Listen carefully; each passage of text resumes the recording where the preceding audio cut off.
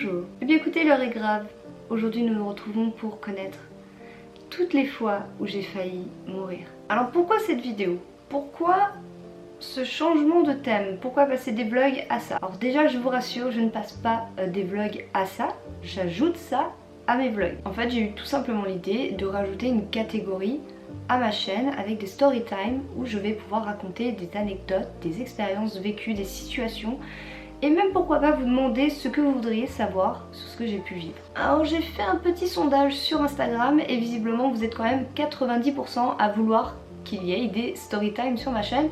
Donc je me suis dit en première vidéo pourquoi pas aborder le sujet de la mort. Je ne sais pas si on a tous eu l'occasion un jour de frôler la mort, mais c'est vrai qu'il y a des personnes qui ont eu cette expérience plus ou moins grave dans le sens où il y a des situations où on pourrait se dire là j'aurais pu clairement mourir et d'autres où on est sûr que on serait mort. Donc moi il y a un petit peu de tout hein. C'est à dire que je vais vous parler de situations où je pense qu'il y aurait eu possibilité qu'il y ait la mort et d'autres où je trouve que j'ai eu énormément de chance et où je suis mais quasiment sûre que j'aurais pu y passer. Et ma foi en faisant le compte je me suis rendu compte qu'il y avait quand même pas mal de fois où il y a eu ce cas là. Et pourtant ma vie, enfin je l'espère, n'est pas encore terminée. Donc je me demande encore ce qui va pouvoir bien m'arriver. Bon vous êtes prêts, c'est parti pour la première situation. Alors la première fois que j'ai, selon moi, frôlé la mort, eh bien j'étais quand même assez petite. Je dis bien je pense que j'avais entre 4 et 6 ans. Quoique 6 ans ça me paraît quand même assez vieux. Je pense que j'avais plutôt 4-5 ans. Et en fait je dormais chez mes grands-parents. Donc j'étais toute seule dans une chambre chez eux et ma soeur était dans une autre chambre. Voilà, j'ai une soeur, une grande soeur avec qui j'ai passé mon enfance. Et au beau milieu de la nuit, écoutez, je ne sais pas pourquoi et j'ai le souvenir très clair de cette situation, mais il y a mon lit qui a commencé à trembler. Donc ça c'est encore un autre sujet que j'aborderai je pense dans une story time, les événements paranormaux qui ont pu se passer dans ma vie qui sont inexpliqués. Mais voilà, pourquoi je parle de ça? Parce que ça a suivi cet événement. Donc le lit commence à trembler. Moi, 4 ans, je comprends pas vraiment ce qui se passe. J'allume la lumière, la lampe de chevet. Vous voyez la vieille lampe de chevet avec la grosse ampoule qui dépasse. Pas la lampe de chevet avec le petit, la petite coiffure comme ça, le petit chapeau tranquille, sécurité absolue. Enfin voilà, vraiment la vieille lampe de chevet avec la grosse ampoule, quand tu la touches ça brûle quoi. Voilà. Bref, j'allume la lumière et ça s'arrête. Mon lit ne tremble plus. Bon. Je ne cherche pas plus loin, j'éteins la lumière et au bout d'une dizaine de secondes, écoutez, ça recommence. Le lit il tremble, mais quand je dis trembler, il tremblait, mais j'étais comme ça dessus quoi. Je rallume la lumière en panique et là, la première solution qui me passe à l'esprit dans ma tête, c'est de me dire bon, quand j'allume la lumière, le lit ne tremble plus. Quand je l'éteins, le lit tremble. La logique dans tout ça, moi sur le coup, je cherchais pas, je me suis dit que c'était un voleur. Je me rappelle avoir dit à ma grand-mère que c'était un voleur sous mon lit. Parce que bon, voilà, on est petit, on n'a pas d'autre explication. Donc ma logique est de laisser la lumière allumée, sauf que je n'arrivais pas à dormir. Et là, l'erreur à ne pas faire, mais que quand tu as 4 ans ou 5 ans, tu ne sais pas, c'est de poser quelque chose sur la lampe. Parce que je n'arrivais pas à dormir avec la lumière, donc je me suis dit je vais atténuer la lumière, mais comme je n'osais plus l'éteindre parce que quand je l'éteignais mon lit tremblait, du coup j'ai posé en fait, ça paraît tellement con maintenant que je suis adulte, mais quand j'étais petite j'ai pas réfléchi, j'ai posé un mouchoir pour se moucher sur la lampe pour que ça atténue la lumière. Je me suis endormie et au bout de je ne sais pas combien de temps, il y a ma grand-mère qui rentre, Maïma, voilà comme ça en trompe et tout. Moi je suis là mais qu'est-ce qui se passe? Et je me rends compte en fait que je ne vois pas bien et qu'il y a de la fumée tout autour de moi. En fait ma grand-mère a été réveillée par l'odeur de la fumée, enfin du cramé, et mon mouchoir en fait était en train de prendre feu tout simplement et ça avait mis de la fumée mais partout. Donc je me dis moi je dormais, j'étais juste à côté de la lampe, j'aurais pu être intoxiquée par la fumée très clairement. Ma grand-mère, heureusement qu'elle a senti l'odeur et qu'elle est intervenue, parce que clairement j'aurais pu foutre le feu à la baraque. Non mais soyons clairs. Et moi j'y passais en première, j'étais dans la pièce quoi. Et même s'il n'y avait pas eu le feu, on peut mourir d'une intoxication due à la fumée. Donc je pense que ce jour-là j'ai eu beaucoup de chance et j'ai eu beaucoup de chance que ma grand-mère se réveille tout simplement.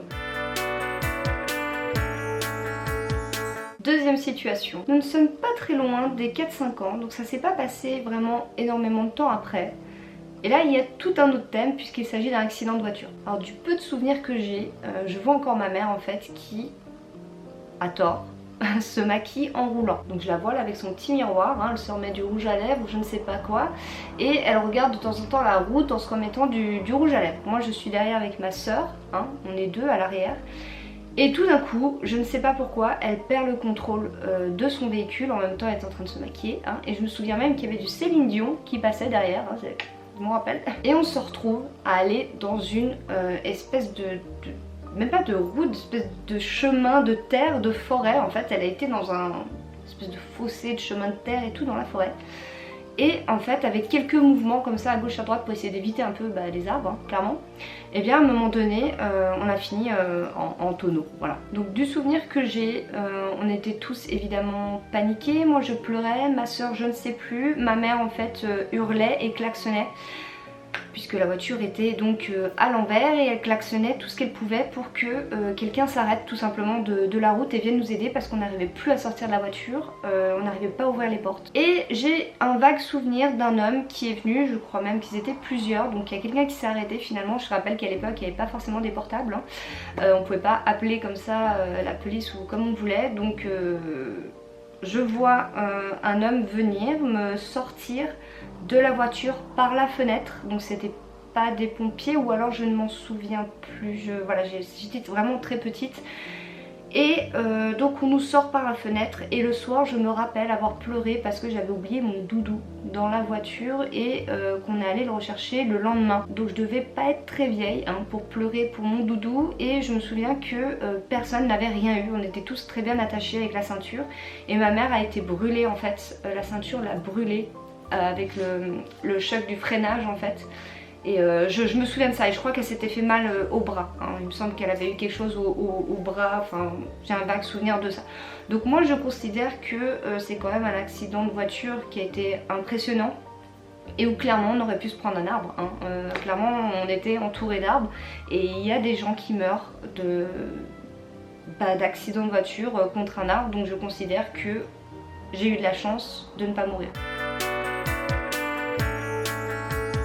Troisième situation, alors vous allez vite le comprendre, je vais dans l'ordre chronologique, donc là on va faire un bond de 4 ans. Alors ça va être assez rapide sur ce coup là parce que j'ai très peu de souvenirs et ça a été super vite. Donc j'ai 8 ans, je suis dans une piscine, je ne sais absolument pas où, je sais juste que c'est en extérieur. Je nage sous l'eau, je nage tranquillement et tout d'un coup, boum, j'ai un poids énorme qui me tombe dessus et surtout au niveau de la tête. Et là, je me demande si j'ai pas perdu en fait connaissance quelques secondes parce que j'ai le souvenir en fait que je ne bougeais plus et que j'arrivais plus à bouger en fait. Je n'arrivais plus à bouger, à me débattre, essayer de remonter et j'étais en train de perdre mon souffle. En fait il y avait tout simplement quelqu'un, et en l'occurrence un adulte et un homme parce que je l'ai vu après quand je suis sortie de l'eau, qui a sauté en fait du bord de la piscine sans voir que moi j'étais dans l'eau tout simplement et je me suis pris tout son poids dans la tronche et très clairement je considère que j'aurais pu me noyer parce que tout simplement j'ai tout pris sur la tête et que j'ai le souvenir que je n'arrivais plus à bouger et pendant quelques secondes j'ai été comme paralysée. J'avais une douleur sur le crâne et tout, enfin vraiment comme si je m'étais pris un mur. Mais heureusement au bout de quelques secondes j'ai pu reprendre un petit peu mes esprits et retourner sur le rebord, mais j'ai vraiment eu super peur ce jour-là. Quatrième situation. Faut savoir que quand j'étais petite, aussi dingue que cela puisse paraître, en tout cas pour moi aujourd'hui, parce qu'à l'époque je me rendais absolument pas compte, j'étais moi-même une enfant, mais même moi aujourd'hui je ne ferais jamais ça avec les miens, c'est que j'allais toute seule à l'école. Enfin toute seule, j'étais avec ma soeur qui n'a que 14 mois de plus que moi, mais voilà, dès l'âge de 6 ans, j'allais déjà toute seule à l'école, même peut-être avant. Bref, j'ai 9 ans, environ, j'ai 9 ans. Je vais à l'école comme d'habitude toute seule, sauf que là il y a quand même des grosses routes à traverser. On a déménagé à plusieurs reprises et là on était dans un endroit assez ville, hein. C'était pas un village comme ça, c'était vraiment de la ville avec des grosses routes à plusieurs voies. Et il y a un gros passage piéton qu'on doit passer où il y a les deux sens de voiture avec un séparateur au milieu avec des plantes et tout. Enfin voilà, dans les deux sens ça va, hein. Et avec plusieurs voies de chaque côté, donc ça va quand même assez vite. Comme d'habitude, je m'arrête quand le feu rouge Comme d'habitude, je regarde au passage piéton si le feu passe au vert ou au rouge. Là-dessus, on a toujours été super réglo avec ma soeur. Et je suis en train de discuter avec ma soeur. Je vois que le feu passe au vert, donc naturellement, je m'avance. Et là, on me tire en arrière super violemment, hein, en disant Maëva, on me tire en arrière, on me prend par le sac et en fait c'est ma soeur qui vient juste de me sauver la vie, hein, parce que une fraction de seconde après, j'ai une voiture qui me passe, mais je sais même pas comment elle a pas pu me toucher, qui me frôle et qui passe à vive allure juste devant mon nez quoi, alors que j'étais dans mes droits de traverser, que c'était vert pour les piétons et rouge pour les voitures. Je pense en fait que cette personne a voulu passer à l'orange et a donc accéléré quand elle a vu que ça passait à l'orange le feu, et sauf qu'elle est passée au rouge et que c'était trop tard et elle y allait quand même, sachant que il y avait des gamines qui traversaient dont moi, et clairement vu à l'allure où elle allait, hein, parce que je n'ai même pas vu la couleur tellement elle est passée vite, je pense que je n'aurais à 90% pas vécu à ce choc, parce que ça aurait été mais ultra violent.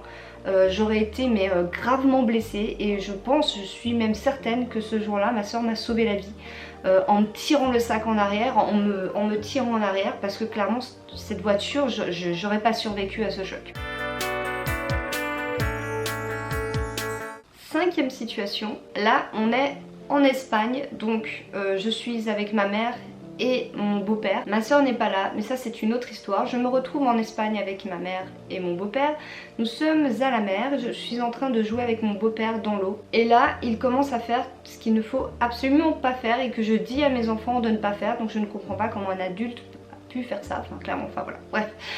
Il commence à me maintenir sous l'eau. Donc au début c'est du jeu, je te mets sous l'eau, nana, quelques secondes. Et en fait au bout d'un moment, je ne sais pas pourquoi, il me maintient sous l'eau, sauf que moi à ce moment là j'avais pas pu prendre ma respiration, j'avais plus d'air au moment où il m'a mis sous l'eau. Je commence à me débattre, je commence à me secouer dans tous les sens et je l'entends rigoler en fait en dehors de l'eau. J'entends mon beau-père rire parce qu'il croit en fait qu'on est dans le jeu, sauf que moi clairement je suis en train de me noyer quoi. Donc heureusement j'ai pas respiré ni avalé de l'eau de justesse, parce que j'ai eu le réflexe tout simplement de lui donner un gros coup de poing entre les jambes, hein, pour qu'il me lâche, et ça a marché parce que pour moi c'était ma dernière chance, parce que mes 5 secondes après j'avalais de l'eau quoi. Je sentais que je ne pouvais plus, je n'avais plus d'air quoi. Et là j'ai vraiment eu la sensation que j'allais y passer quoi. Enfin clairement je me suis dit il me lâche pas, j'ai plus d'air, il m'a mis sous l'eau alors que j'avais déjà plus d'air, je ne survivrai pas à ça. Donc là je ne sais plus si je l'ai dit, donc je leur dis, j'avais 9 ans encore, hein, j'avais 9 ans, et heureusement que j'ai eu le réflexe de lui donner un gros coup de poing entre les jambes, parce que je ne sais pas hein, si j'aurais survécu. Et quand je suis sortie de l'eau j'étais mais en panique et en pleurs, et il a rien compris, il a pas compris, parce que pour lui il était dans le jeu. Donc vraiment c'est quelque chose, s'il vous plaît, si vous êtes jeune, si vous êtes adolescent ou si vous êtes mineur, ne faites pas ça. Même vous adultes, ne faites pas ça, parce que vous ne savez pas si la personne a pris du souffle. Je sais que les enfants ils ont des jeux souvent de se mettre la tête sous l'eau comme ça d'un copain, ah c'est drôle, et dès qu'il remonte à l'air, hop je lui remets la tête sous l'eau. Mais ça c'est extrêmement grave et ça peut avoir des conséquences extrêmement graves. Sixième situation, alors toujours en rapport avec l'eau, hein, donc j'ai 12 ans. Naïve, le monde est beau, tout va bien, je ne risque rien, je suis invincible, je saute d'un pont à Genève, je saute dans un fleuve et je ne risque rien. Eh bien, j'ai risqué ma vie ce jour-là, donc je saute d'un pont, il y a peut-être, je sais pas,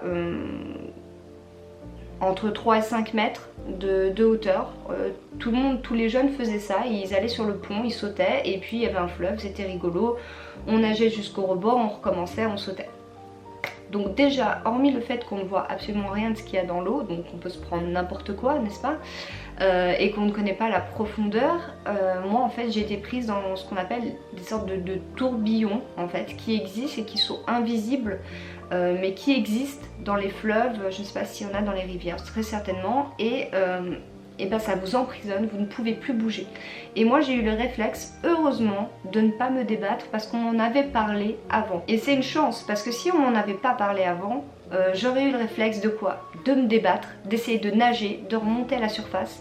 Et c'est tout ce qu'il faut pas faire, parce que ça vous enfonce vers le fond du tourbillon. Vous pouvez pas vous en sortir en fait. Vous pouvez pas vous défaire d'un tourbillon. La seule solution, je vous le dis si ça vous arrive, c'est de vous laisser faire. Vous devez vous laisser faire parce que ça va au bout d'un moment vous emmener un petit peu vers le fond et vous rejeter, voilà, vous laissez en dehors de ça. Et c'est ce que j'ai fait et je pense que c'est ce qui m'a sauvée parce que il y a des cas de noyade à cause de ça et je me suis laissé faire. Au bout d'un moment ça m'a relâché et j'ai pu remonter à la surface.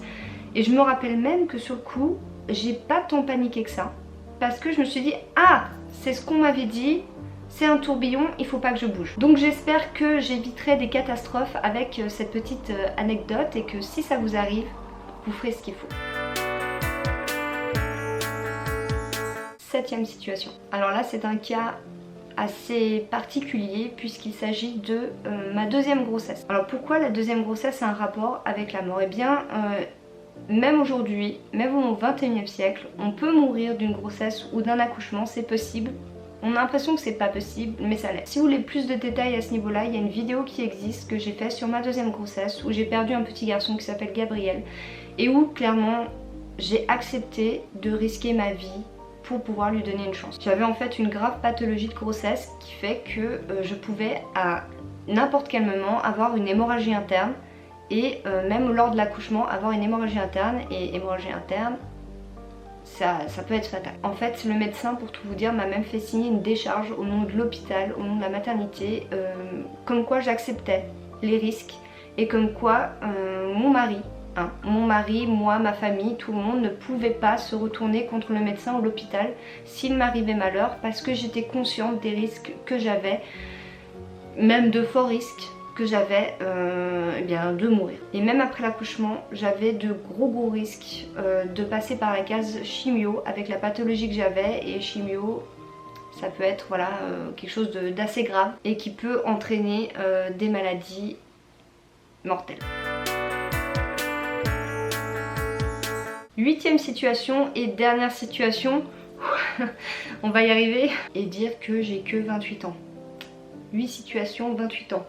Je pense que ça va se calmer à l'avenir parce que sinon ça va pas le faire. Enfin bref, situation qui m'a marquée et un peu beaucoup traumatisée puisque ça m'impacte encore aujourd'hui lorsque je prends l'avion. Oui, il s'agit de l'avion. On est en vacances en Égypte avec Adrien.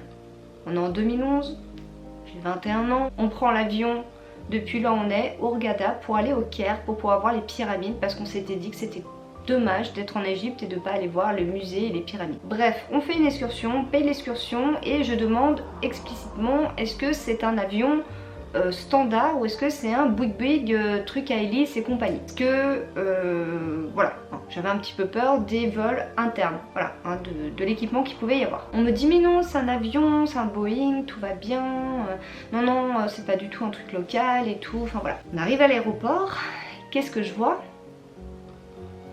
Un Boeing à hélice, le truc a même pas 50 places à l'intérieur. Tout le truc qu'on voulait pas, sauf que il était trop tard, on était devant, on avait déjà payé, enfin voilà.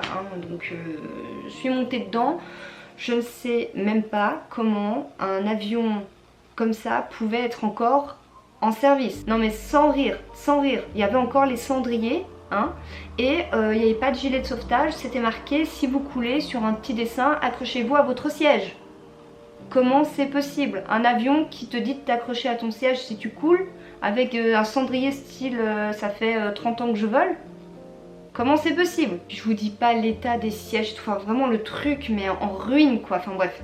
J'étais super rassurée, l'aller bon, j'étais pas très bien mais bon ça a volé quoi, on sentait beaucoup plus les secousses, ça faisait un boucan pas possible, le truc à hélice là, enfin bref. L'aller bon, voilà. Problème, ça a été au retour. Mais j'ai cru que je n'atterrirais jamais. J'ai cru que c'est bon, j'y passais quoi. D'ailleurs je pense que tout l'avion a cru qu'il y passait, tous les passagers.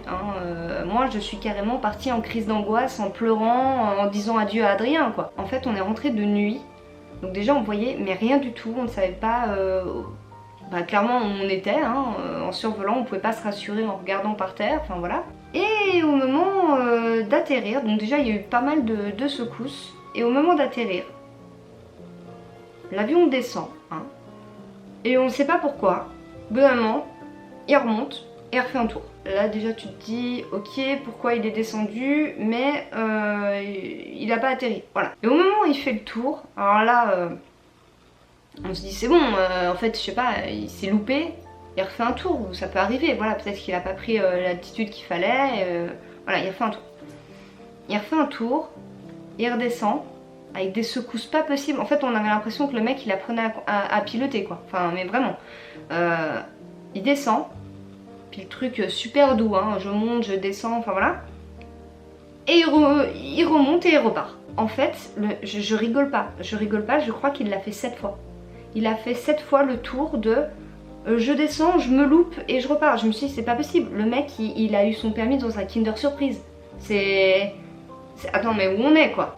Je ne sais pas si le mec était bourré, si il savait pas atterrir, si il y avait un souci en bas où on lui disait t'atterris, non t'atterris pas et puis tu refais un tour, mais en même temps on lui aurait pas dit ça pendant 7 fois, il aurait fait un tour sans prendre la peine de descendre. Enfin ouais, moi je ne suis pas pilote, je ne sais pas du tout comment ça se passe, peut-être qu'on lui disait de descendre et non tu remontes, je sais pas.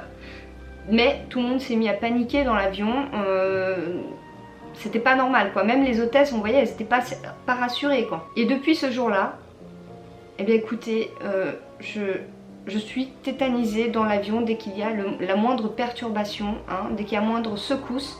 Je pars en crise d'angoisse, mais vraiment au bord du malaise, hein, mais j'ai bouffé de chaleur, je deviens, voilà, j'ai chaud, je deviens rouge, je me mets à pleurer, enfin vraiment la panique. Ça m'a traumatisée et pour moi ce jour-là, mais j'allais y passer, on n'allait jamais atterrir. Bon et bien, on a fait le tour des petites situations où je considère que j'ai failli y passer, hein, très clairement. Écoutez, si vous aussi, vous avez déjà frôlé la mort, à plusieurs reprises ou une seule reprise, ça suffit déjà, une seule, hein. Ben écoutez, commentez, n'hésitez pas à le dire, je suis intéressée de voir un peu le vécu de chacun. N'hésitez pas aussi à me dire quel genre de vidéo vous voudriez avoir sur les expériences, les story time. Moi en tout cas j'ai pris beaucoup de plaisir à faire celle-là, j'aime bien raconter mon vécu, donc je suis tout à fait ok pour en faire d'autres, donc n'hésitez pas à me donner des idées. Merci d'avoir regardé cette vidéo et je vous dis à tout bientôt.